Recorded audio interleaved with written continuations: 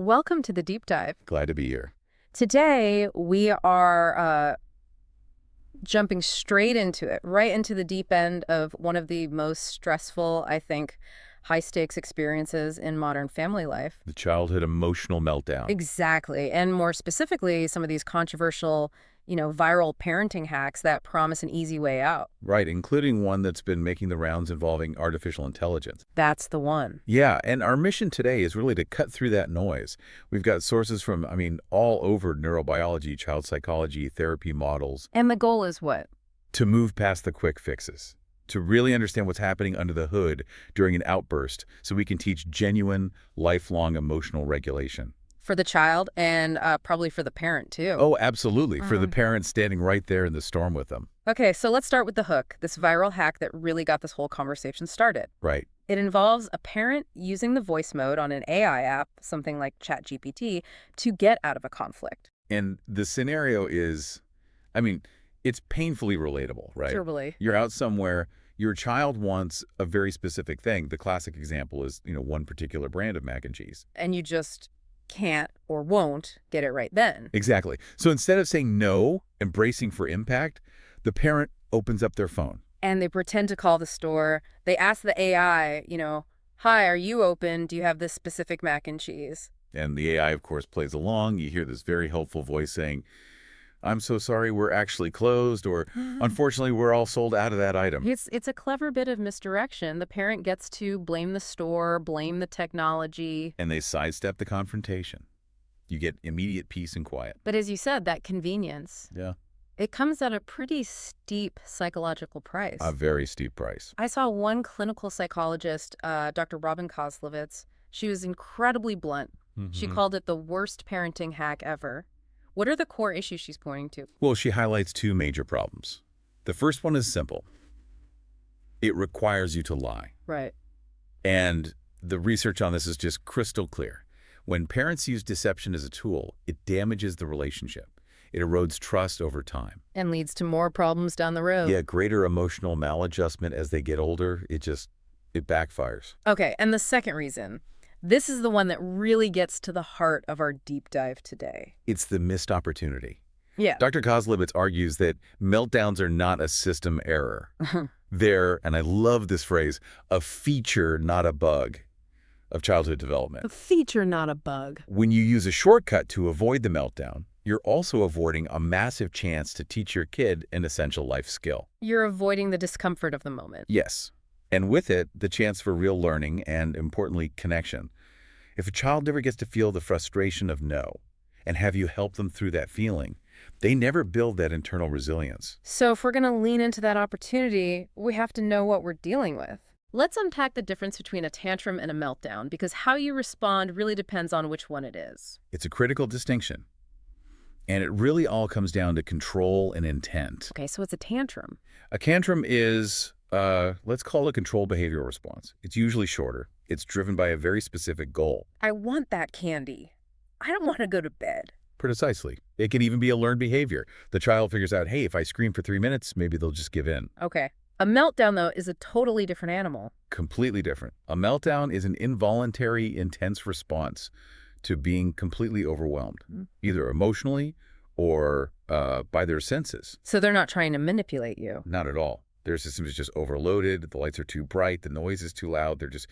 They're physically incapable of coping in that moment. And this is especially common for kids with neurodevelopmental differences, right? Like ADHD. Yes, very common. And that's why you can't reason a child out of a meltdown. The rational part of their brain is, for all intents and purposes, offline. They're just trying to get back to a state of balance. They're struggling to find equilibrium. They need our help to feel safe again. Which brings us back just for a second to why the AI hack works so well. It's a very specific kind of lie. Right. Researchers call them instrumental lies. And what are those? They're lies used to get a certain behavior.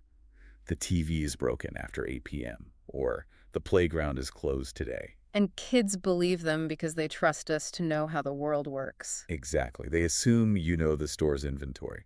But this is where that backfire effect you mentioned is just, it's unavoidable. Because they always figure it out. They always figure it out. They realize there's more than one store, or they see the TV working the next day.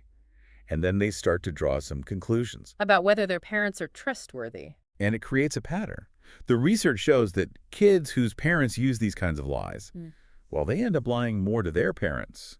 You're modeling the very behavior you want to stop. It's a terrible trade-off for a few minutes of peace in the car. It is. So, okay, lying is out. Reasoning is useless. What is actually physically happening in a child's brain and body that we can influence? This is where we have to talk about the amygdala hijack. Okay. When a child is in that full-blown panic mode, screaming, kicking the fear center of their brain, the amygdala has taken complete control. It's a survival response. The primal instinct. It is. And that alarm is so loud that it shuts down the prefrontal cortex, the PFC. That's the part that handles logic, language planning. So when I'm saying, honey, just calm down, we can find another snack, I'm basically... Talking to an empty room, yes. You're sending messages to a part of the brain that's been temporarily closed for emergency services. Yeah.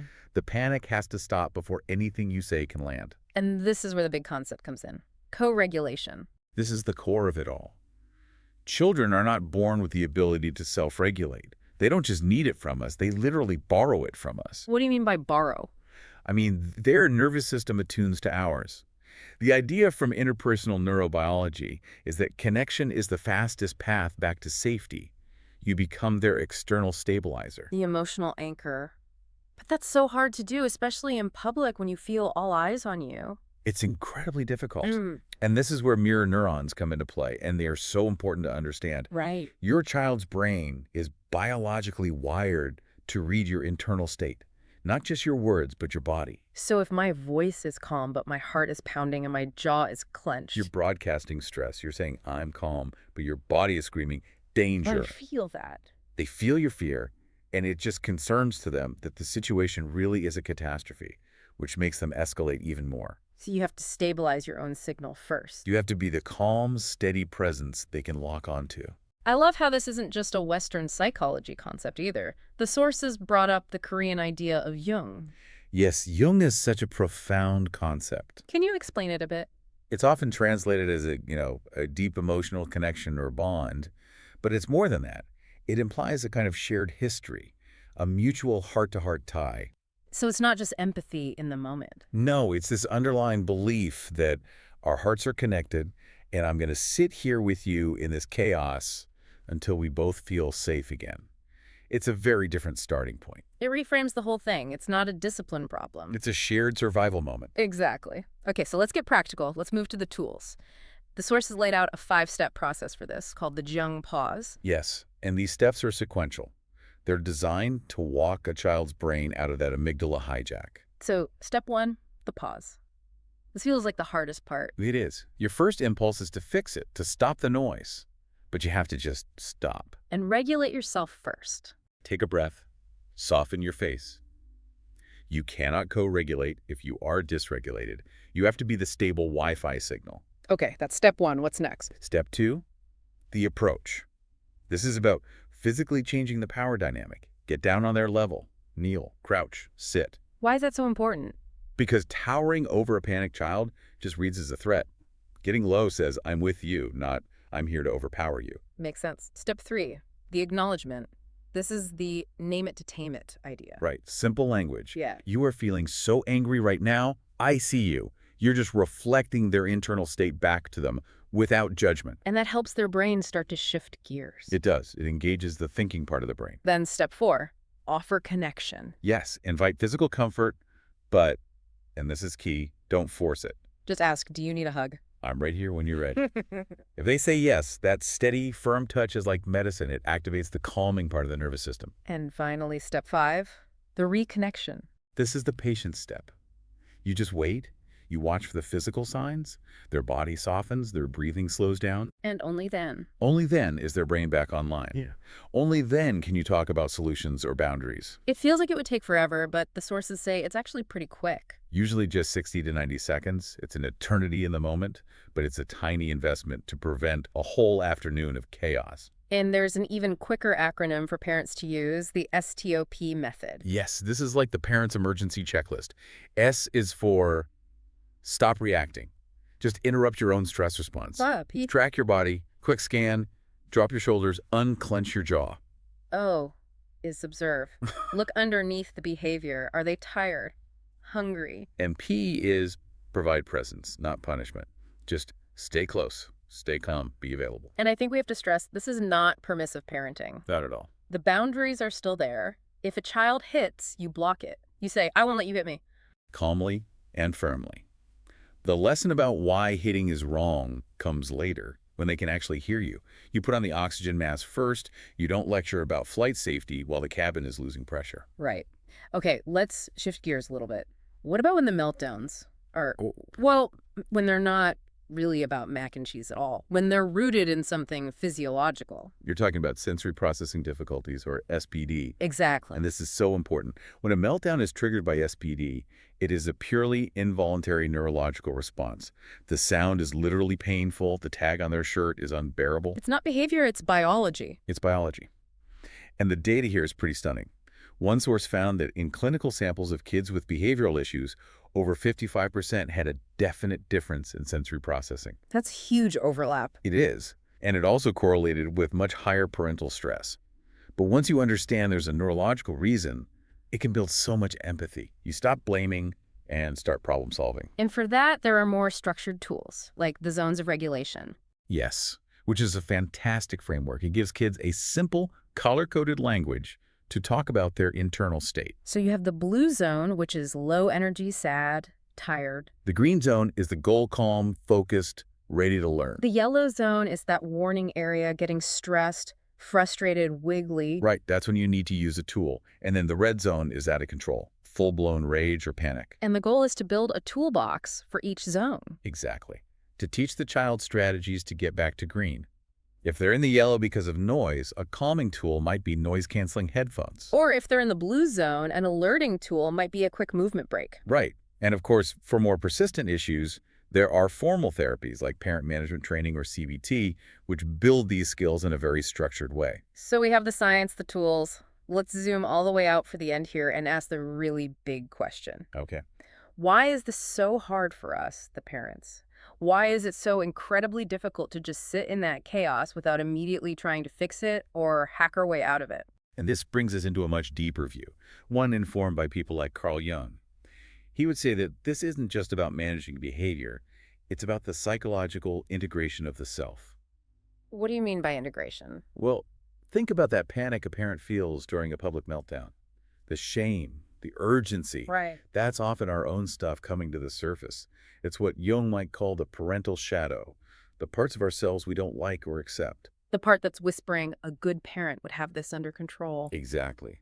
That anxiety makes us want to fix it now, to use the AI hack, because we're trying to manage the image, the persona of being a perfect parent. I think Dr. Koslowitz said something really powerful here. She did. She said, before we can teach our kids that their discomfort isn't dangerous, we have to truly believe that our own discomfort isn't dangerous either. That's it. The meltdown is triggering our own fear of being seen as incompetent. 100%. Yeah. And so the real goal, the true integration, is modeling that emotional chaos is survivable. You can hold all that intensity without breaking apart or running away. And when you do that, you're teaching their little nervous system the most important lesson there is. That big feelings don't lead to danger. They don't lead to being abandoned. They don't mean the end of connection. And if you use the hack, you teach the opposite. You teach that some feelings are just too scary to face. You teach rigidity instead of resilience. But when you stay present, you're not just managing a moment. You're building a foundation for their entire emotional life. So to master this, for you and your child, the goal isn't to stop the storm from coming. No, the goal is to become the anchor that knows how to weather it. Every time. That's the work. It is. And it requires looking inward. So maybe the final thought for everyone listening is this. What parts of your own shadow, those emotions you wish you didn't have, are you trying to manage in your child instead of learning to accept in yourself? Something to think about long after the mac and cheese is gone. Exactly.